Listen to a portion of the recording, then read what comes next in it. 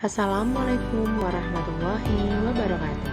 Perkenalkan, saya Devi Mardika Damayanti SPD dari SDN 1 Punden sebagai peserta CGP Angkatan 10 Kabupaten Blora. Perkenalkan Bapak Sukristio Eskel MPD sebagai fasilitator dan Ibu Heti Pratiwi SPD sebagai pengajar praktik. Pada kesempatan ini, saya ingin memaparkan aksi nyata modul 1.4 budaya positif di sekolah saya. Berikut adalah rancangan tindakan untuk aksi nyata dengan judul modul penerapan budaya positif dengan peserta saya sendiri Devi Mardika Damayanti SPD. Yang pertama yaitu latar belakang. Sekolah impian adalah sekolah yang mampu memberikan kenyamanan, keamanan, dan kemerdekaan belajar sesuai kodrat alam dan zamannya sesuai filosofi pemikiran Ki Hajar Dewantoro. Sekolah lebih mengedepankan pembiasaan-pembiasaan positif secara konsisten dan merumuskan keyakinan kelas atau sekolah yang disepakati seluruh warga sekolah. Sekolah juga menggunakan segitiga restitusi dan posisi kontrol guru sebagai manajer dalam penyelesaian masalah yang dilakukan oleh murid, agar murid berlatih bertanggung jawab dengan memperbaiki masalah dengan karakter yang lebih kuat agar terwujud profil pelajar Pancasila. Dengan tujuan aksi nyata yang pertama, menyusun keyakinan kelas berdasarkan nilai-nilai kebajikan. Dua, menumbuhkan motivasi intrinsik murid dalam menerapkan budaya positif di kelas atau di sekolah. Tiga, menumbuhkan sikap disiplin, tanggung jawab, dan komitmen. Empat, mewujudkan pembelajaran yang berpihak pada murid. Dan lima, menumbuhkan kerjasama positif seluruh warga sekolah. Dan tolak ukur yang pertama, tersusunnya keyakinan kelas yang sesuai nilai profil pelajar Pancasila. Dua, murid memiliki motivasi intrinsik menerapkan budaya positif. Tiga, murid memiliki sikap disiplin, tanggung jawab, dan komitmen secara konsisten. Empat, terlaksananya pembelajaran yang berpihak pada murid.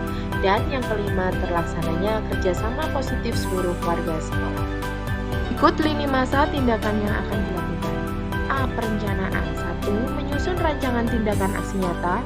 2. Menyampaikan rancangan tindakan aksi nyata kepada kepala sekolah dan rekan sejawat. B. Pelaksanaan. 1. Melakukan sosialisasi kepada murid terkait keyakinan kelas.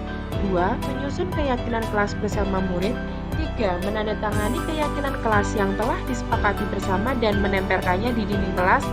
4. Menuntun dan memantau murid dalam menerapkan keyakinan kelas secara konsisten. 5. Mendokumentasikan seluruh praktik baik budaya positif. Selanjutnya, C. Evaluasi. Melakukan refleksi dan evaluasi penerapan keyakinan kelas untuk menciptakan budaya positif bersama kepala sekolah dan rekan sejawat. D. Pelaporan. Membuat laporan aksi nyata dalam bentuk jurnal dan menyerahkan kepada kepala sekolah. 2. Melakukan diseminasi konsep-konsep inti dalam modul budaya positif dan berbagi pengalaman aksi nyata kepada kepala sekolah dan rekan sejawat. Berikutnya adalah dukungan yang dibutuhkan. Ada dua aspek. Yang pertama, A. Sumber daya manusia. Yang pertama yaitu kerjasama kepala sekolah dan rekan sejawat sebagai role model dan memantau pelaksanaan budaya positif. 2. Kerjasama orang tua murid untuk penerapan budaya positif di rumah dan di lingkungan masyarakat. B. Sarana dan prasarana. Yang pertama ada laptop, kedua spidol, ketiga kertas asturo, dan yang keempat adalah kertas sticky note untuk pembuatan keyakinan kelas.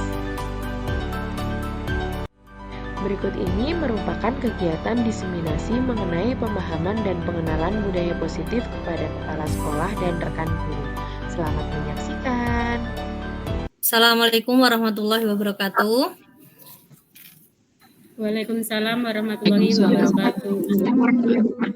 Waalaikumsalam warahmatullahi Yang wabarakatuh. terhormat Kepala SDN 1 Punden, yang kami hormati Bapak Ibu Guru SDN 1 Punden, yang kami hormati Bapak Ibu Guru CGP Angkatan 10 Kabupaten Blora, dan Ibu Devi Mardika Damayanti SPD sebagai narasumber dalam kegiatan diseminasi budaya positif di sekolah. Pada kesempatan ini, marilah kita ucapkan puji syukur kehadirat Allah Subhanahu wa Ta'ala atas segala rahmat dan hidayahnya sehingga kita bisa berkumpul dalam ruang virtual ini untuk melaksanakan kegiatan diseminasi budaya positif di sekolah. Bapak Ibu yang berbahagia, pada kesempatan ini izinkan saya sebagai moderator untuk menyampaikan susunan acara pada siang hari ini. Yaitu yang pertama pembukaan, yang kedua penyampaian materi diseminasi budaya positif di sekolah, yang ketiga sesi tanggapan dan tanya jawab, yang keempat penutup. Baiklah Bapak atau Ibu, marilah kita buka acara diseminasi siang hari ini dengan bacaan basmalah bersama-sama. Bismillahirrahmanirrahim. Acara selanjutnya adalah penyampaian materi diseminasi budaya positif di sekolah yang akan disampaikan oleh Ibu Devi Mahardika Damayanti SPD. Kepada Ibu Devi Mahardika Damayanti SPD, kami silakan. Baik, terima kasih Bu Ade Irmastiani SPD yang telah menjadi moderator dalam acara saya, yaitu diseminasi budaya positif pada modul 1.4. Bapak Ibu, sebelumnya perkenalkan, nama saya Devi Mahardika Damayanti. Saya peserta CGP Angkatan 10 dari SDN 1 Punden, Kabupaten Blora. Yang terhormat Kepala SDN 1 Punden, yang saya hormati Bapak Ibu Guru SDN 1 Punden, dan yang saya hormati rekan guru CGP Angkatan 10 Kabupaten Blora. Salam guru penggerak. Tergerak, bergerak, menggerakkan. Marilah kita ucapkan puji syukur kehadirat Allah Subhanahu wa Ta'ala karena berkat rahmat dan hidayahnya pada siang hari ini kita bisa berkumpul dalam ruang virtual secara daring pada acara diseminasi budaya positif yang akan saya paparkan nanti. Bapak Ibu, sebelumnya saya ingin menyampaikan tentang budaya positif yang ada di sekolah belajar. Nah, sebelumnya, next slide.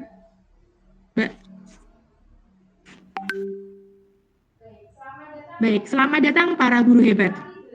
Mari belajar, berkolaborasi, saling mendukung demi mewujudkan disiplin positif di sekolah kita tercinta. Baik, Bapak Ibu guru, perkenankanlah saya menyampaikan komitmen belajar pada siang hari ini. Yang pertama, Bapak Ibu peserta dimohon menyalakan kamera jika memang sinyal memungkinkan. Jika tidak memungkinkan, bisa di-off. Kemudian yang kedua adalah matikan mikrofon ketika pembicara sedang melakukan pemaparan materi. Kemudian yang ketiga, hadir seutuhnya. Yang keempat, raise hand jika ingin memberikan tanggapan atau pertanyaan. Dan yang kelima, gunakan fitur chat di bawah jika ingin izin. Baik, Bapak Ibu sekalian, sebelum saya memulai pemaparan materi pada siang hari ini, saya ingin menyanyikan lagu anti-bullying. Nanti setelah itu kita menyanyi bersama-sama ya Bapak Ibu semuanya. Oke. Di sini teman, di sana teman, di mana-mana kita berteman. Tak ada musuh, tak ada lawan, semuanya saling menyayangi. Tidak ejek-ejekan, tidak pukul-pukulan, saling tolong dan sayang dengan teman. Tidak ejek-ejekan, tidak pukul-pukulan, saling tolong dan sayang dengan teman. Bapak Ibu bisa ya kita nyanyi bareng-bareng dulu ya? Bisa dibuka mic.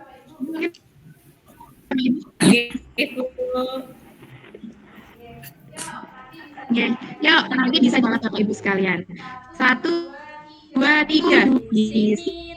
Di sini teman, di sana teman, di mana kita berteman.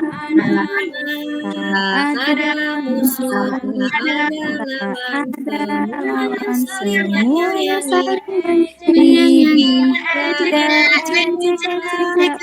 Tidak pulang,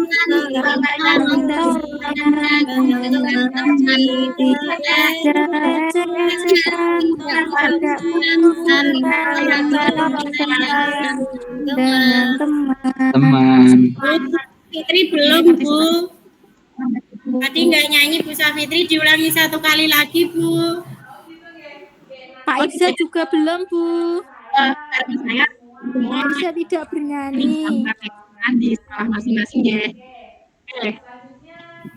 Selanjutnya kita next materinya ya.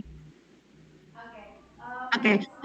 Pada kesempatan ini saya ingin menyampaikan tujuan pendidikan. Dari modul yang saya pelajari, saya Dewan Toro menjelaskan bahwa pendidikan adalah menuntut segala konsep yang pada anak-anak,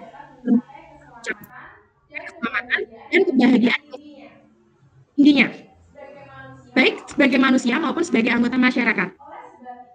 Oleh sebab itu, pendidik itu hanya dapat menuntun tumbuh dan hidupnya kekuatan kodrat yang ada pada anak-anak, agar dapat memperbaiki lakunya atau bukan dasarnya hidup, dan tumbuhnya kekuatan pada kodrat anak. Nah, Ki Hajar Dewantoro mengibaratkan seorang pendidik itu seperti seorang petani atau tukang kebun, sehingga anak-anak itu seperti biji tumbuhan yang disemai dan ditanam oleh Pak Tani, seperti itu Bapak Ibu. Nah, kemudian pada kesempatan ini saya akan menyampaikan mengenai budaya positif.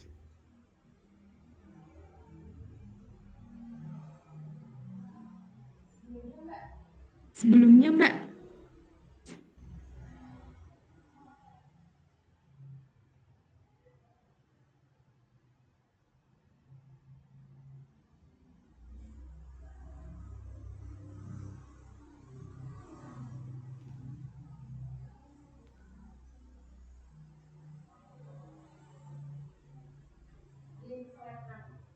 slide 6. Nah, sebelumnya Bapak Ibu ada yang pernah mendengar apa itu budaya positif di sekolah Bapak Ibu sekalian? Nah, di sini budaya positif itu adalah merupakan nilai atau kebiasaan di sekolah yang berpihak pada murid untuk mereka berpikir kritis, penuh hormat, dan memiliki rasa tanggung jawab sesuai dengan profil pelajar Pancasila.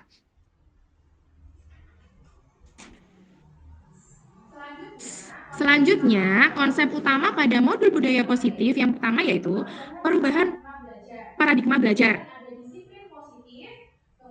Kemudian ada disiplin positif, kemudian ada kebutuhan dasar manusia, lalu ada motivasi perilaku manusia, kemudian ada posisi kontrol restitusi, kemudian ada keyakinan kelas, dan yang ketiga adalah segitiga restitusi.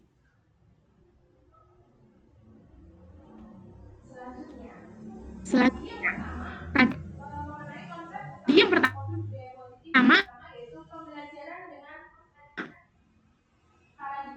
mengenai konsep utama modul budaya positif paradigma baru, artinya pembelajaran dengan paradigma baru dirancang berdasarkan prinsip pembelajaran yang terdiferensiasi sehingga siswa belajar sesuai dengan kebutuhan dari tahap perkembangan untuk mewujudkan profil pelajar Pancasila. Nah, berikutnya adalah profil pelajar Pancasila itu sendiri. Pastilah Bapak Ibu sekalian, saya rasa Bapak Ibu sudah tahu nggih apa saja itu profil pelajar Pancasila. Di dalamnya aspeknya yang pertama beriman bertakwa kepada Tuhan Yang Maha Esa dan berakhlak mulia. Kemudian yang kedua ada berkebinekaan global. Lalu yang ketiga adalah mandiri. Yang keempat bernalar kristis. Dan yang berikutnya adalah kreatif. Dan yang terakhir adalah bergotong royong. Nah, di sekolah diharapkan Bapak Ibu menerapkan profil pelajar Pancasila ini dengan berbagai aspek yang ada di dalamnya. Kemudian yang berikutnya adalah disiplin positif. Nah, di dalam budaya kita, makna kata disiplin ini adalah menjadi salah satu sesuatu yang dilakukan seseorang pada orang lain untuk mendapatkan kepatuhan. Kita cenderung menghubungkan kata disiplin dengan ketidaknyamanan, ya Bapak Ibu semua. Nah, kemudian sebagai pendidik, tujuan kita adalah menciptakan anak-anak yang memiliki disiplin diri, sehingga mereka bisa berperilaku dengan mengacu pada nilai-nilai kebajikan, universal, dan memiliki motivasi intrinsik bukan ekstrinsik. Dan yang terakhir yaitu mengenai disiplin positif. Nah, disiplin positif ini merupakan salah satu cara penerapan disiplin yang bertujuan untuk menumbuhkan kesadaran serta memberdayakan anak untuk melakukan sesuatu tanpa sogokan, ancaman, maupun hukuman. Nah, ini yang perlu Bapak Ibu ketahui juga, sebagai guru kita juga harus mengerti mengenai kebutuhan dasar manusia, khususnya adalah peserta didik kita, gitu, Bapak Ibu semua. Nah, kebutuhan dasar manusia sendiri itu ada berbagai aspek. Yang pertama, yaitu kebutuhan untuk bertahan hidup. Yang kedua, kasih sayang dan rasa diterima. Kemudian, penguasaan atau power. Dan yang keempat adalah kebebasan. Dan yang terakhir yaitu kesenangan atau fun. Nah, di sini saya ada kasus nih, Bapak Ibu bisa aktif nggih, artinya nanti coba ketika saya memaparkan beberapa kasus, mungkin Bapak Ibu bisa menanggapi nggih. Nah, di sini contoh kasusnya itu Bu Ina, guru di kelas 2 sedang bingung nih karena mendapatkan keluhan dari beberapa murid tentang sikap pasca. Karena dia selalu meminta makanan kepada temannya. Tidak hanya satu kali, bahkan berkali-kali dan melakukan dengan paksa. Jika Anda di situasi seperti ini, yang Anda akan lakukan apa? Nah, kira-kira dari contoh ini, Bapak Ibu sekalian kira-kira akan melakukan apa nih? Mungkin bisa ada yang bisa membantu menjawab dari tadi paparan mengenai aspek disiplin positif. Mungkin Bu Rahayu bisa membantu. Apa Bu kira-kira yang Bu Rahayu lakukan ketika menghadapi masalah seperti ini?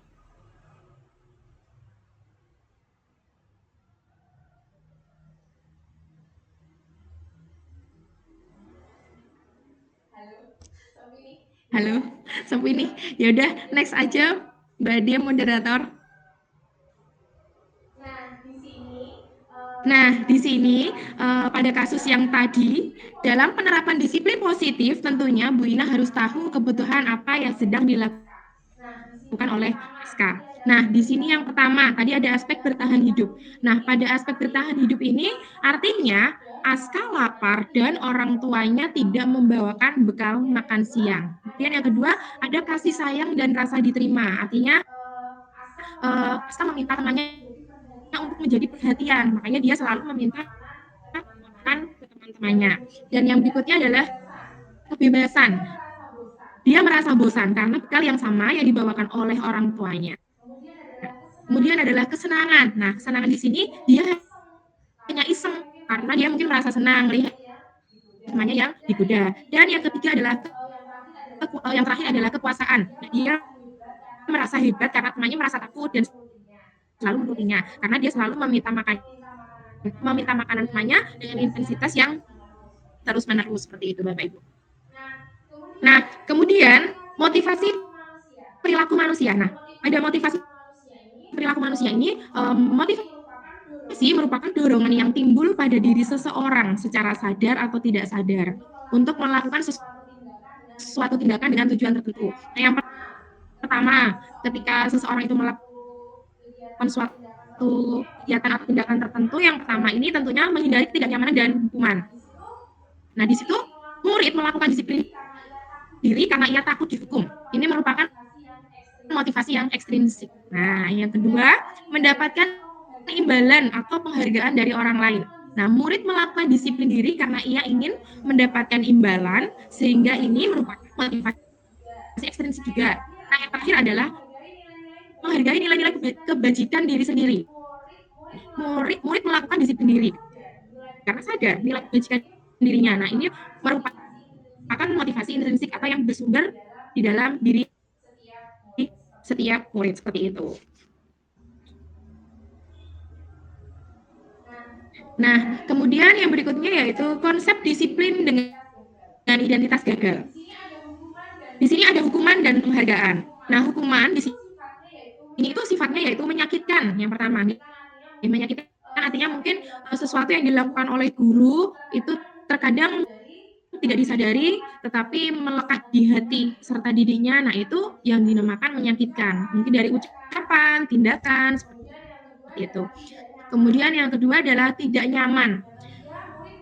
Yang ketiga, murid merasa takut. Jadi setiap kali Bapak Ibu melakukan hukuman terhadap peserta didik, nah peserta didik atau murid menjadi takut. Yang berikutnya yaitu memaksa. Kemudian ada murid menyembunyikan kesalahan. Nah, dan yang berikutnya atau yang terakhir, murid menjadi rendah diri. Ketika kita sebagai guru melakukan hukuman, maka konsep disiplin yang kita terapkan itu menimbulkan berbagai hal di dalam diri peserta didik. Nah, kemudian ada penghargaan. Nah, penghargaan di sini juga sifatnya konsep disiplin dengan identitas yang gagal. Mengapa? Karena sifatnya adalah yang pertama tidak efektif. Karena feedback dari Bapak Ibu guru, bukan karena memang mereka mempunyai potensi gitu. Yang kedua yaitu merusak hubungan atau sifat iri. Kemudian yang ketiga mematikan kreativitas, dan yang berikutnya adalah menghukum dengan sistem ranking, dan yang ketiga adalah merampas hak menghargai dirinya sendiri. Seperti itu. Next. Nah, dan di sini konsep disiplin dengan identitas sukses. Nah, di sini ada konsekuensi dan restitusi. Nah, pada konsekuensi, nah di sini adalah penguatan jangka pendek. Nah, kemudian yang kedua adanya perlu monitoring berkelanjutan. Setelah itu ada stimulus. Kalau ada stimulus pasti menghasilkan sebuah respon. Berikutnya yaitu murid menghormati aturan. Dan yang ketiga, kehilangan waktu untuk memenuhi kesalahan. Nah, dan yang berikutnya ini ada restitusi Bapak Ibu. Nah, mungkin banyak Bapak Ibu yang mungkin ada yang sudah menerapkan maupun yang belum. Mungkin setelah ini Bapak Ibu bisa menerapkan di sekolahnya gitu. Restitusi ini mempunyai banyak feedback yang baik, artinya murid bertanggung jawab atas perilakunya. Artinya ketika mereka melakukan kesalahan, mereka mau mengakui kesalahannya dan tidak akan mengulanginya lagi di lain kesempatan. Kemudian yang kedua, fokus pada pemecahan masalah jangka panjang. Kemudian yang ketiga, murid menghormati dirinya dan orang lain. Kemudian ada teori kontrol. Jadi teori kontrol ini hakikatnya dirinya memegang kontrol, artinya yang bisa memegang kontrol siapa? Jadi murid itu sendiri, seperti itu Bapak Ibu. Nah, yang terakhir adalah murid bersemangat memperbaiki kesalahan. Pada restitusi ini nanti pada pemaparan saya akan saya tampilkan beberapa contoh bagaimana pemaparannya, nggih. Oke, next. Nah, di sini konsep disiplin dengan pendekatan restitusi atau sebuah cara menanamkan disiplin positif pada murid. Nah, pengertian restitusi itu sendiri perlu Bapak Ibu ketahui bahwa restitusi adalah proses menciptakan kondisi bagi murid untuk memperbaiki kesalahan mereka, sehingga mereka bisa kembali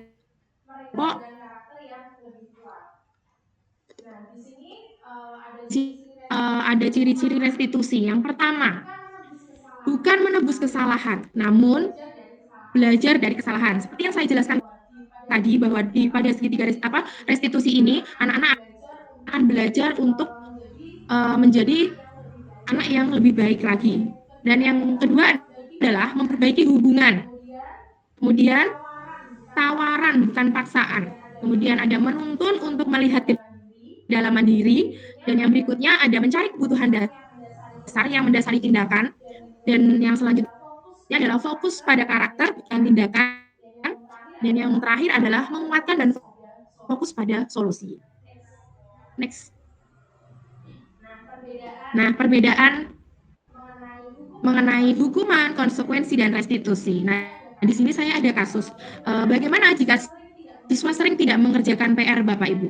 Nah, di sini kalau hukuman, guru itu menghukum siswa tersebut dengan hormat bendera selama 10 menit. Nah, ini berarti kalau Bapak Ibu melakukan seperti ini artinya hukuman. Nah, guru marah dan murid menjadi takut. Nah, kemudian konsekuensi. Kalau konsekuensi ini adalah guru memberikan konsekuensi untuk mengerjakan PR-nya saat istirahat atau dikerjakan 3 kali lipat. Nah, Nah, ini yang dimaksud dengan konsekuensi. Yang berikutnya, guru tegas dan siswa menghormati peraturannya. Nah, yang ketiga yaitu restitusi. Jadi, guru menanyakan keyakinan kelas atau dirinya. Yang kedua, guru membantu siswa menyelesaikan masalahnya. Dan yang terakhir, guru terbuka dan siswa menghormati dirinya serta orang lain. Nah, jadi dalam satu masalah ini ternyata berbeda nih Bapak Ibu antara hukuman dan restitusi seperti itu. Next.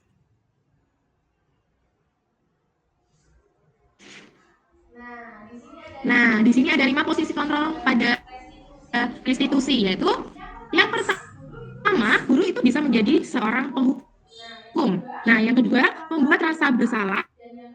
Dan yang ketiga, teman. Yang keempat, pemantau. Dan yang kelima adalah manajer. Next. Nah, di sini saya akan menjelaskan apa sih yang dimaksud guru sebagai penghukum. Nah, seorang penghukum, ini ya definisinya, bisa menggunakan hubungan fisik maupun verbal. Orang-orang yang menjalankan posisi penghukum senantiasa mengatakan bahwa sekolah memerlukan sistem atau alat yang dapat lebih menekan murid-murid lebih dalam lagi. Nah, kemungkinan murid marah dan membendam atau bersifat agresif. Bisa jadi sesudah kembali duduk, murid tersebut akan mencoret-coret bukunya atau meja tulisnya. Itu lebih buruk lagi, sepulang sekolah, murid melihat motor atau mobil Bapak Ibu guru dan akan menggores kendaraan tersebut dengan paku. Seperti itu. Next.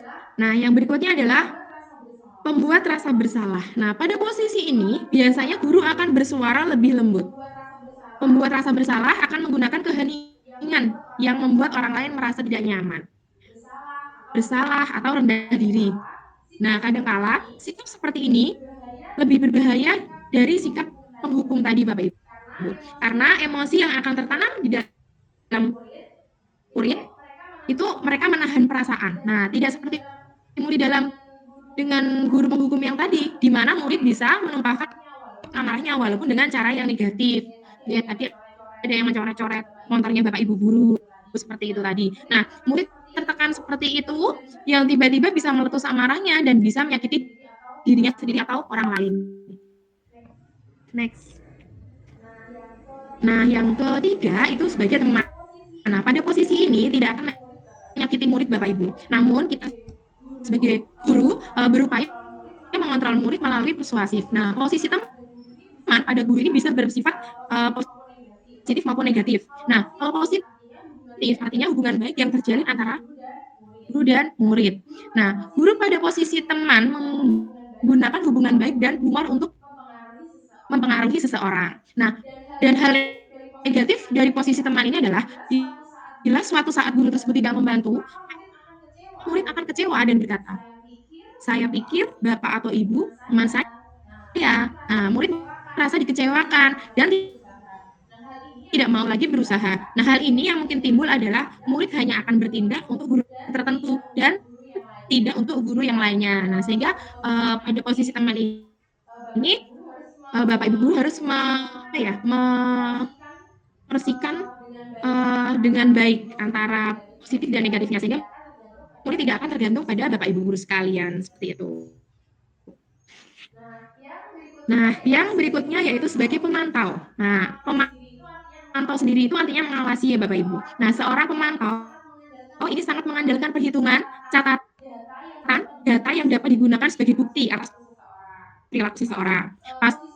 Posisi pemantau sendiri ini berawal dari teori stimulus respon yang menunjukkan tanggung jawab guru dalam mengontrol muridnya. Nah, guru tidak menunjukkan suatu emosi yang berlebihan, jadi marah atau membuat merasa bersalah. Murid memahami konsekuensi yang harus dijalankan karena telah melanggar suatu kesalahan pada peraturan sekolah. Seperti gambar yang saya paparkan ini, murid saya telah melakukan suatu kesalahan.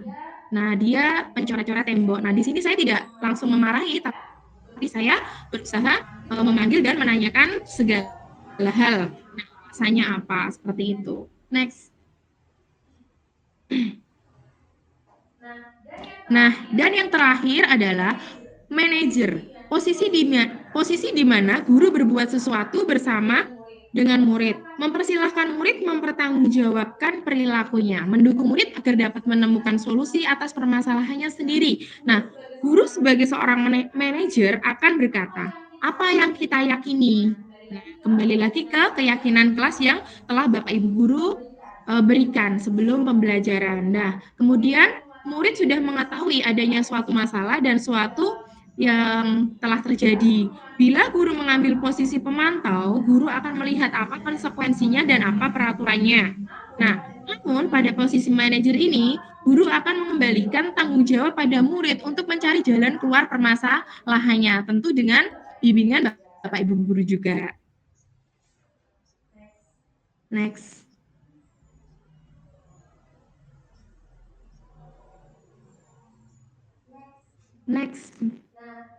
Nah, di sini ada contoh penerapan 5 posisi kontrol yang tadi sudah saya jelaskan. Nah, pada kasus ini, siswa tidak memakai atribut lengkap saat upacara bendera.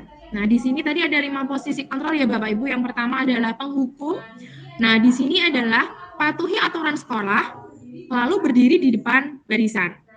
Nah, yang kedua, pembuat rasa bersalah. Berapa kali ibu guru harus memberitahu kamu, bu guru kecewa sama kamu. Nah, ini adalah pembuat rasa bersalah Bapak Ibu. Kemudian teman. Nah, ketika posisi kita menjadi seorang teman, ayolah yang tertib, buat bu guru bangga. Kali ini tidak apa-apa kamu salah. Yang berikutnya adalah pemantau. Kamu sudah melanggar, apa peraturan dan konsekuensinya? Dan yang terakhir adalah manajer. Apakah kamu tahu alasanmu? Kira-kira bagaimana kamu akan memperbaiki kesalahan ini? Nah, di sini nanti saya akan memberikan beberapa kasus. Nanti mungkin Bapak Ibu bisa berperan aktif, nggih. Nah, next. Kasus yang pertama. Nah, murid-murid kelas 1 sangat ribut dan sulit untuk tenang mengikuti pelajaran Bu Yeni. Bu Yeni menegur murid-muridnya dengan mengatakan, siapa yang dapat duduk tenang dan mendengarkan? Akan Ibu kasih stiker. Ayo, siapa yang mau mendapatkan stiker? Murid-murid kelas 1 pun langsung dapat duduk tenang. Nah, Bu Yeni sedang menjalankan proses disiplin dengan kontrol sisi apa kira-kira Bapak Ibu dari kelima posisi kontrol yang tadi sudah saya paparkan? Bu Dahayu mungkin bisa bantu menjawab.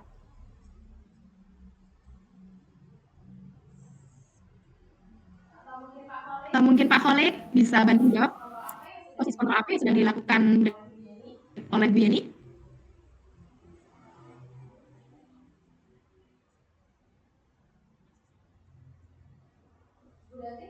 Bu Dati mungkin?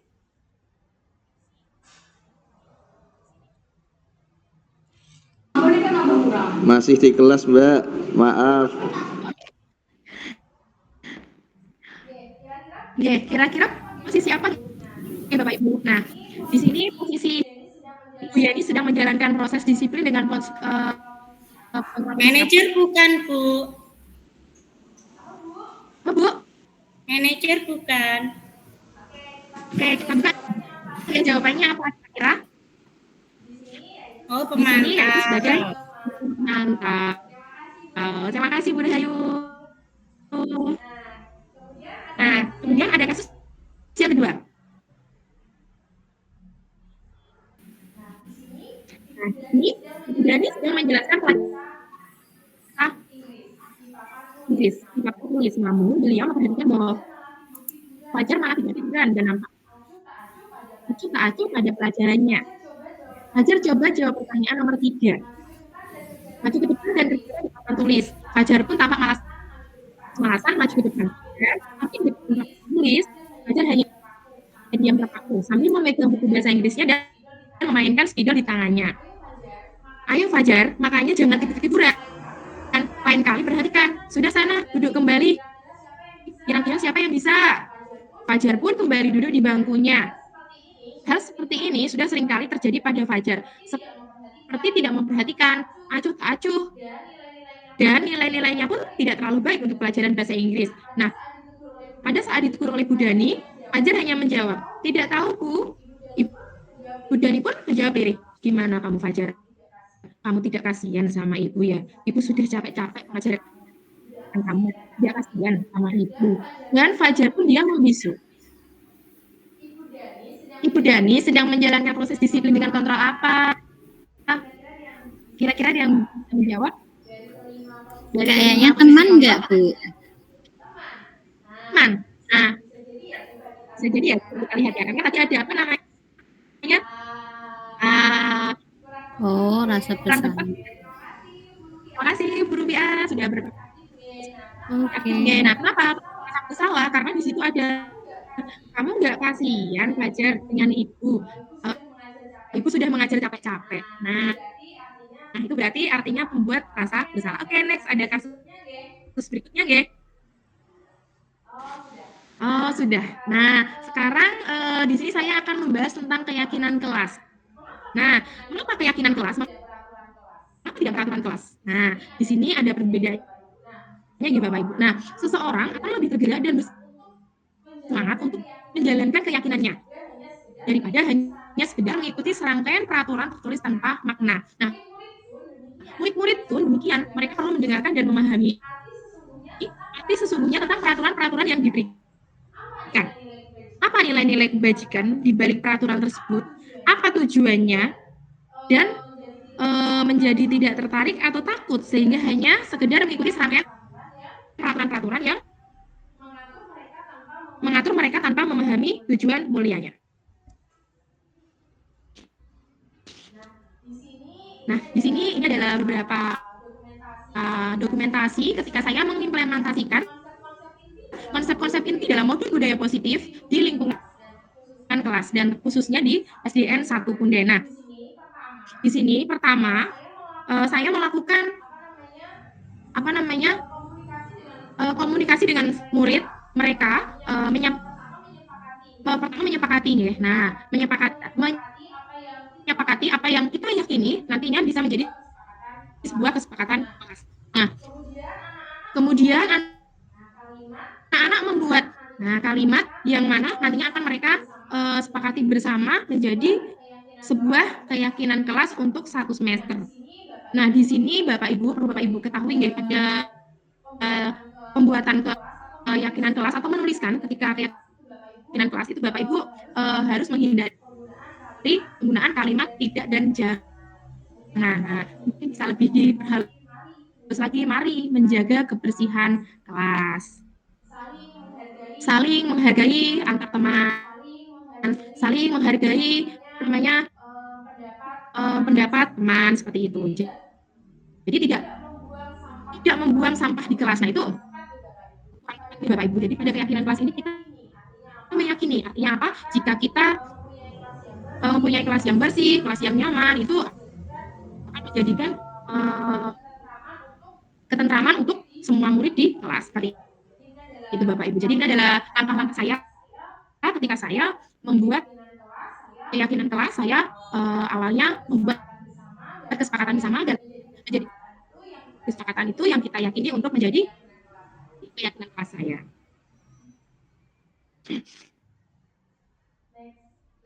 Next. Nah, di sini keyakinan kelas yang sudah saya terapkan dan apa yang anak-anak tuliskan yang pertama yaitu adalah disiplin waktu.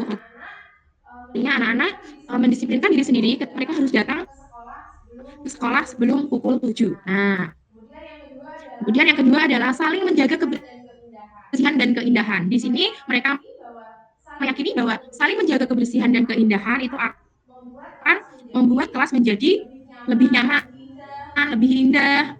Seperti itu. Mereka saling mengingatkan satu sama lain, dan ketika ada sampah yang berserakan tanpa harus meminta si A dan si B, mereka sadar diri. Dan berikutnya adalah saling membantu dan bekerja sama. Nah, di sini saling membantu dan bekerja sama adalah ketika dalam pekerjaan kelompok atau ketika dalam suatu kondisi atau kegiatan yang mengharapkan mereka bekerja sama, mereka bisa saling membantu dengan teman-temannya. Kemudian yang berikutnya adalah saling menghargai sesama. Nah, seperti yang tadi diyakini, mereka harus saling menghargai pendapat. Nah, kemudian yang berikutnya adalah mengerjakan tugas dengan sungguh-sungguh. Nah, ketika ada beberapa tugas dari Bapak Ibu guru. Nah, mereka mengerjakan tugasnya dengan baik, meskipun setiap anak mempunyai perbedaan karakter yang macam-macam, walaupun tidak sempurna, namun hakikatnya mereka meyakini bahwa mengerjakan tugas dengan sungguh-sungguh hasilnya mereka sudah berusaha. Dan yang terakhir adalah menjaga sopan santun. Artinya attitude ini sangat penting ya Bapak Ibu. Selain anak-anak itu pintar dalam hal kompetensinya atau prestasi, mereka utama dalam menjaga sopan santun. Seperti itu. Next. Nah, yang berikutnya adalah bagaimana pembentukan keyakinan kelas. Nah, di sini yang pertama lebih bersifat abstrak dari peraturan. Nah, kemudian berupa pernyataan yang universal, artinya ini mempunyai makna yang luas seperti tadi yang salah satunya adalah menjaga kebersihan dan keindahan kelas. Nah, itu maknanya luas sekali ya Bapak Ibu. Nah, kemudian adalah dibuat dalam bentuk yang positif. Artinya membuat kalimat yang itu kalimatnya memotivasi. Artinya mereka menyadari bahwa keyakinan itu mereka yakini dari dalam dirinya. Kemudian yang berikutnya adalah sedikit saja agar mudah diingat. Jadi ketika Bapak Ibu nanti menerapkan sebuah keyakinan kelas itu tidak perlu membuat kalimat yang panjang dan lebar. Kalau peraturan kan panjang di Bapak Ibu, nah itu cukup menjaga sopan santun. Nah itu sudah cukup. Sopan santun itu artinya tutur kata, perilaku. Nah ini sangat luas. Kemudian yang berikutnya adalah sesuai dengan kondisi kelas dan sekolah agar mudah diterapkan. Dan yang terakhir adalah semua warga kelas kesepakatan dilibatkan saat membuat. Nah, seperti yang tadi saya sampaikan, sebelum kita membuat jadi keyakinan kelas, maka kita akan membuat kesepakatan kelas terlebih dahulu agar semua warga satu kelas ini tidak ada yang merasa berani dengan apa yang sudah mereka buat. Next. Nah, yang berikutnya yaitu tentang segitiga restitusi yang sudah tadi saya sampaikan di awal. Oke, nah ada restitusi. Nah, di sini segitiga restitusi itu artinya seperti ini. Yang pertama, menstabilkan identitas. Yang kedua adalah validasi tindakan yang salah. Dan yang ketiga adalah menanyakan kelas. Nah, artinya yang pertama tadi menstabilkan identitas, itu artinya mengubah identitas anak dari orang yang gagal karena melakukan kesalahan menjadi orang yang sukses. Nah, di sini harus meyakinkan si anak cara mengatakan kalimat seperti ini. Buat salah itu tidak apa-apa. Tidak ada manusia yang sempurna. Saya juga pernah melakukan kesalahan seperti itu. Nah, kita bisa menyelesaikan ini. Kemudian Bapak, Ibu tidak tertarik mencari siapa yang salah. Bapak, Ibu ingin mencari solusi dari permasalahan ini. Kemudian kamu berhak merasa begitu.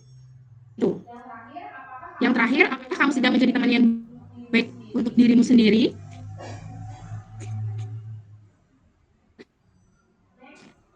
Next.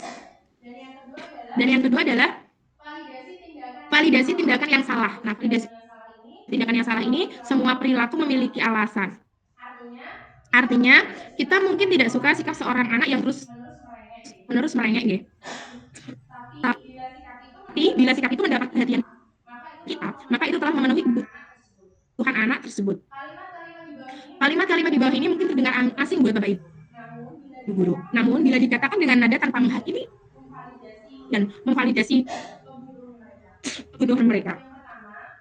Yang pertama, kamu punya alasan mengapa melakukan hal itu. Kemudian, kamu bangga pada dirimu sendiri karena kamu telah melindungi sesuatu yang penting buat. Berikutnya, kamu boleh mempertahankan sikap itu, tapi kamu harus menambahkan sikap yang baru.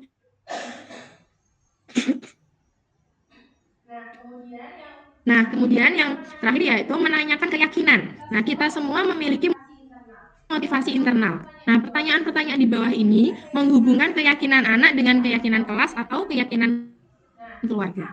Nah, apa yang kita percaya sebagai kelas atau keluarga? Nah, kemudian apa nilai-nilai umum yang kita telah sepakati? Nah, terus ada kalimat apa bayangan kita tentang kelas yang ideal. Yang terakhir adalah kamu mau jadi orang yang seperti apa. Nah, di sini saya akan memberikan contoh. Kemarin saya telah mengimplementasikan penerapan segitiga restitusi pada modul 1.4 yang telah saya pelajari, Bapak Ibu. Nah, di sini pada suatu hari Bu Nafa mencoret-coret tembok sekolah. Ketentuan di sekolahnya, murid harus menjaga fasilitas sekolah dengan baik. Namun pada suatu hari, Bu Nafa mencoret-coret tembok dengan ballpoint sehingga dia tidak mengindahkan kesepakatan dan keyakinan di sekolah.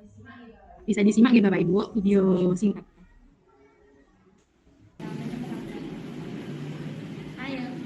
Hari ini teman-temanmu kerja bakti membersihkan lingkungan sekolah dan ibu mendapat laporan dari temanmu.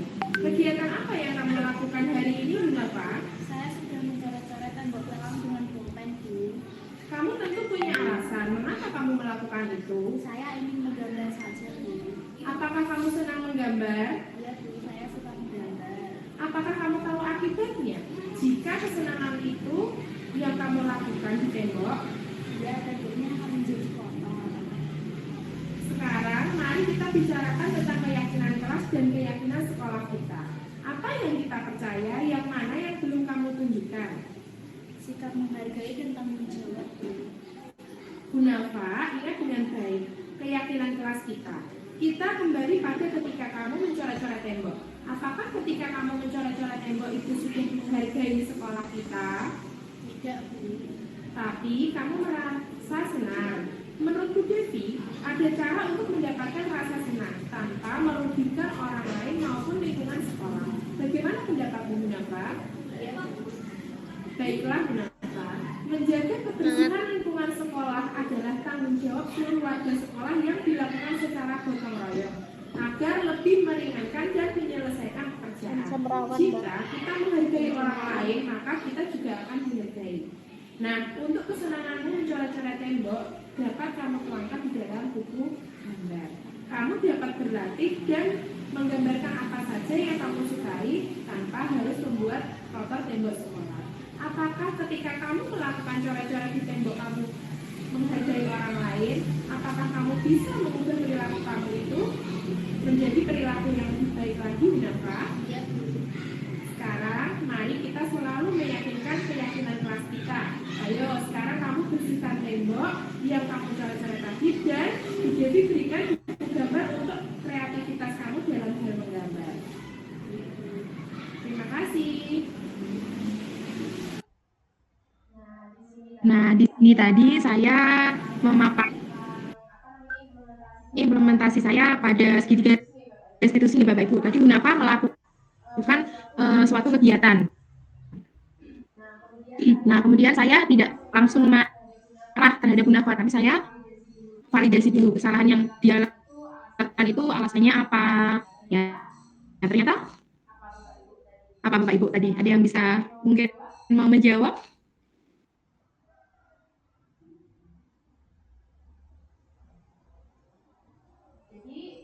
Jadi tadi murid saya, Bu Nafa, suka mencoret-coret tembok. Dia itu ternyata suka menggambar Bapak Ibu. Nah, pada kesempatan itu akhirnya saya tidak langsung marah, tapi saya mengarahkan untuk menyalurkan apa yang dia sukai di gambar, untuk menggambar dengan baik. Jadi tidak menggambar di tembok sekolah dengan merusak fasilitas sekolah yang ada. Sehingga kita sebagai guru tidak boleh serta-merta selalu menjudge bahwa perilaku anak itu selalu perilaku yang buruk. Nah, pada hakikatnya ternyata mereka melakukan suatu tidak ada suatu alasan. Nah, dalam penerapan program disiplin positif ini, hendaknya guru memiliki standar kepribadian profesional dan sosial yang baik, di mana guru harus mampu berefleksi pada posisi kontrolnya saat ini. Bagaimana perjalanan dirinya sebagai seorang among atau posisi manajer yang menuntun murid menjadi insan yang mandiri, merdeka, dan bertanggung jawab. Oke, sudah sesi terakhir Bapak Ibu. Saya berharap semoga sesi belajar kita hari ini bisa membawa manfaat sehingga dapat mewujudkan pelajar berprofil Pancasila. Salam merdeka belajar. Guru bergerak, Indonesia maju. Demikian Bapak Ibu yang bisa saya sampaikan. Terima kasih atas perhatiannya, waktu dan tempat saya kembalikan ke moderator. Oh ya, saya ingin tahu dulu ya Bapak Ibu. Jalan-jalan ke Pattaya. Cakep. Bersama kekasih beli pepaya. Cakep. Cukup sekian presentasi saya. Terima kasih atas perhatiannya Bapak Ibu. Sama-sama. Sama-sama. Sama-sama Bu Devi. Sama Bu Devi. Luar biasa sekali presentasi dari Ibu Devi ya untuk siang hari ini nggih Bapak Ibu.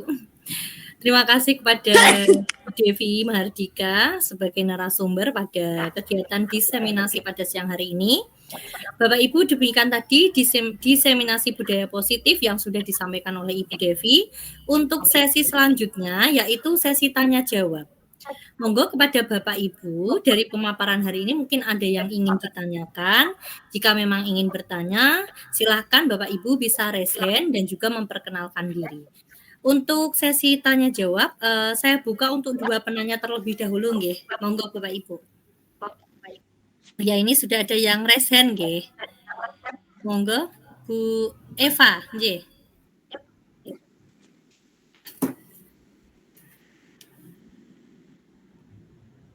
Silakan Bu Eva.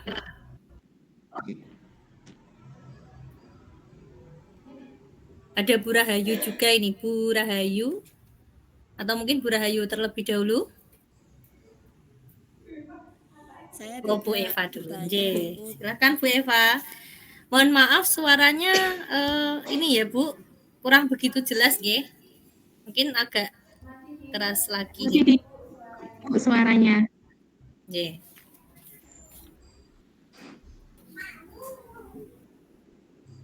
Nggih, monggo Ibu.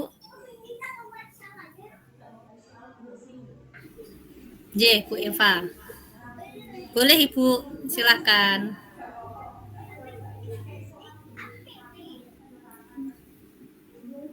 Oh ya, ya sambil menunggu Bu Eva nanti untuk menuliskan dalam chat, maka pertanyaannya saya alihkan ke Ibu Rahayu terlebih dahulu, nggih. Monggo kepada Ibu Rahayu. Saya persilahkan. Iya. Baik Ibu, terima kasih. Tadi saya tertarik dengan segitiga restitusi ya. Dalam segitiga restitusi yang saya ingin tanyakan yaitu bagaimana strateginya dalam menerapkan segitiga restitusi tadi di sekolah.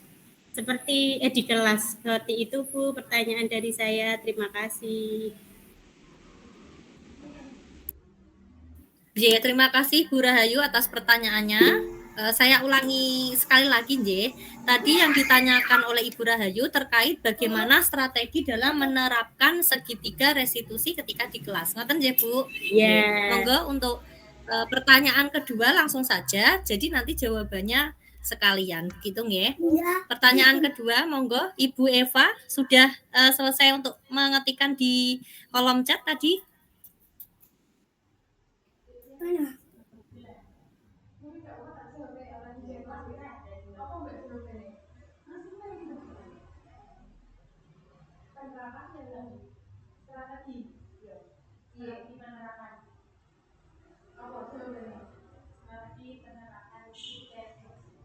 Pripon untuk Bu Eva? Aku tanya boleh nggak?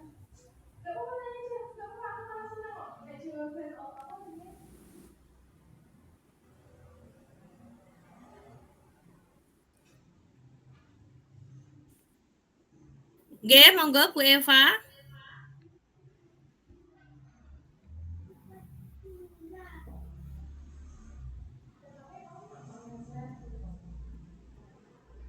Bu Eva belum ya. Bu Yuli Elvira, cobi.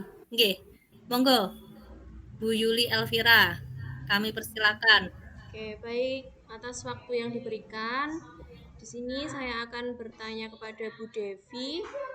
terkait tentang budaya positif yang ada di sekolah ya, Bu.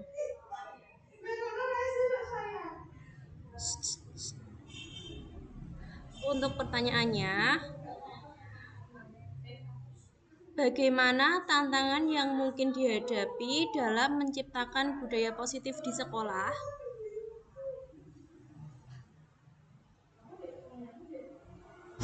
Saya ulangi lagi. Bagaimana tantangan yang mungkin dihadapi dalam menciptakan budaya positif di sekolah? Terima kasih. Terima kasih Ibu Yuli. Saya ulangi sekali lagi nggih untuk pertanyaan dari Ibu Yuli. Tadi terkait budaya positif di sekolah. Bagaimanakah tantangan yang dihadapi ketika kita menciptakan budaya positif di sekolah? Seperti itu nggih, Bu? Betul, Bu. Terima kasih. Monggo kepada Ibu Devi untuk bisa menjawab dari kedua pertanyaan rekannya. Terima kasih. Oh ya.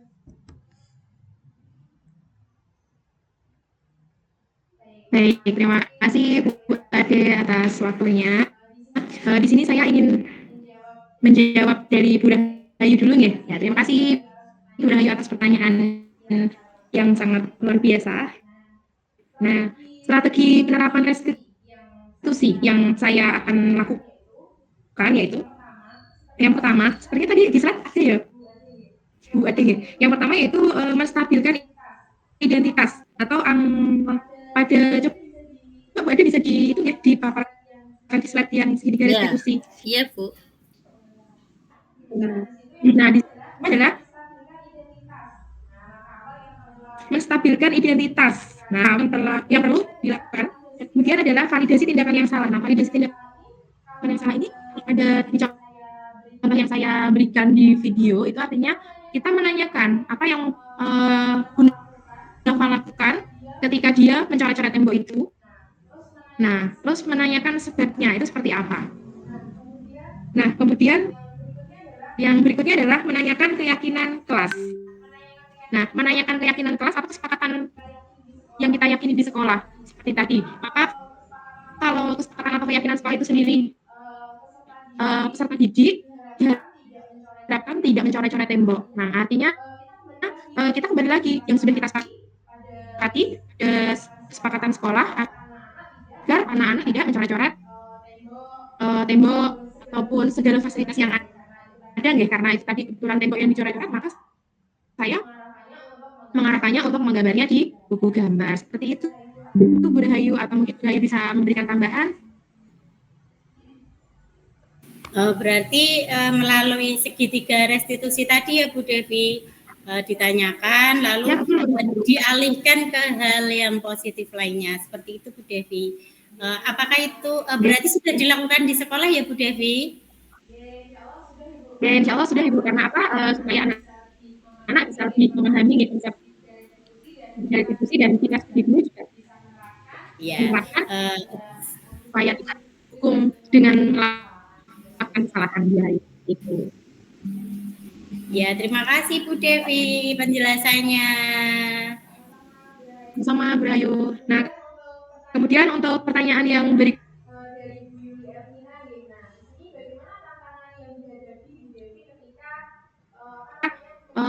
menyampaikan budaya positif di sekolah atau banyak gambar kartu nggak mudah ya, karena kita sebagai guru saya kebetulan di sini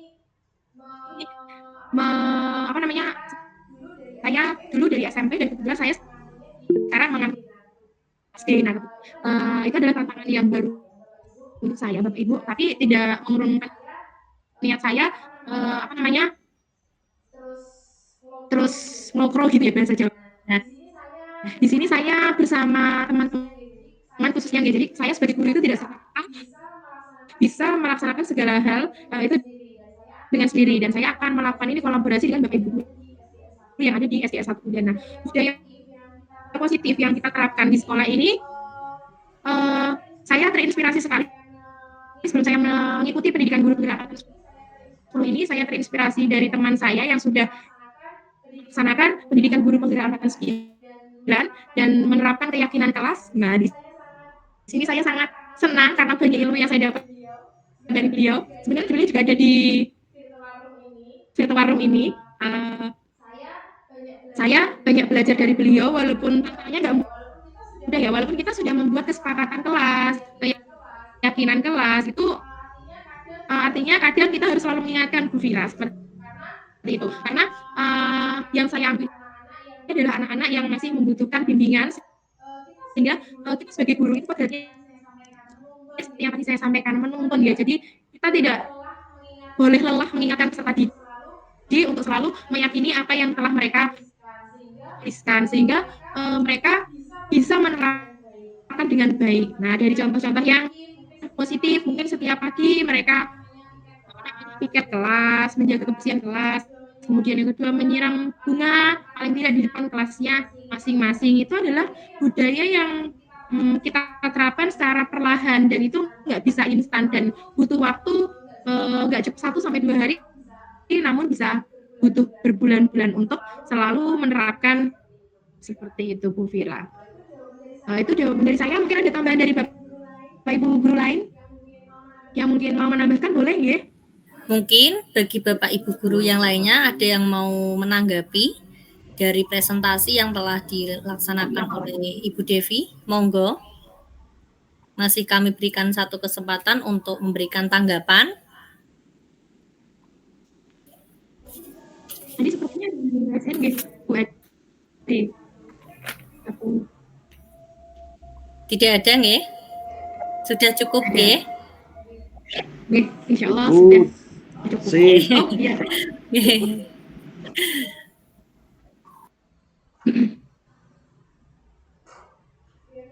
Ya, mungkin nanti sebelum diakhiri bisa minta foto dan dulu ya Bu Ade ya, untuk peserta webinar budaya positif siang hari ini ya.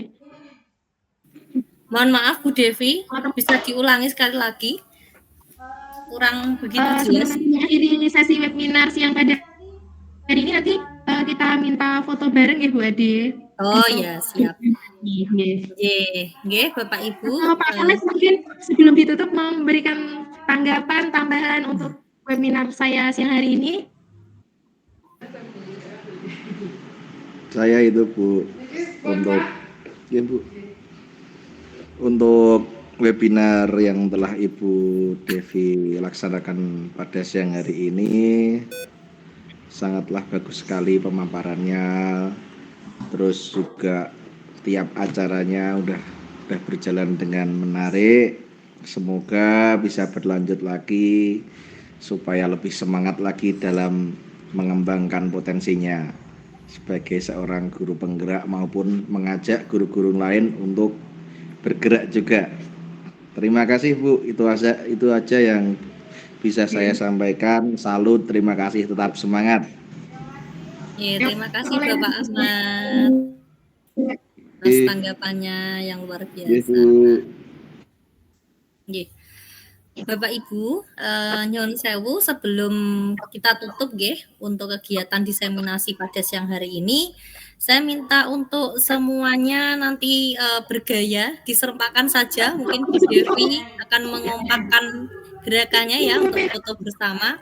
Monggo untuk kameranya yang belum di-on-kan, kami persilakan untuk silakan dinyalakan terlebih dahulu karena kita akan melakukan sesi foto bersama. Wadah, presentingnya bisa di stop nih. Iya. Yeah. Rasanya pada mana? Oke. Literasi mungkin ya. Seperti ini nggih, nanti akan saya print screen kan.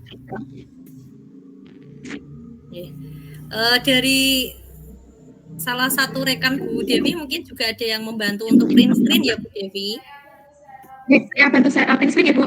Ya, karena ini agak ya karena dari sini agak lemot ini. 1, 2, 3.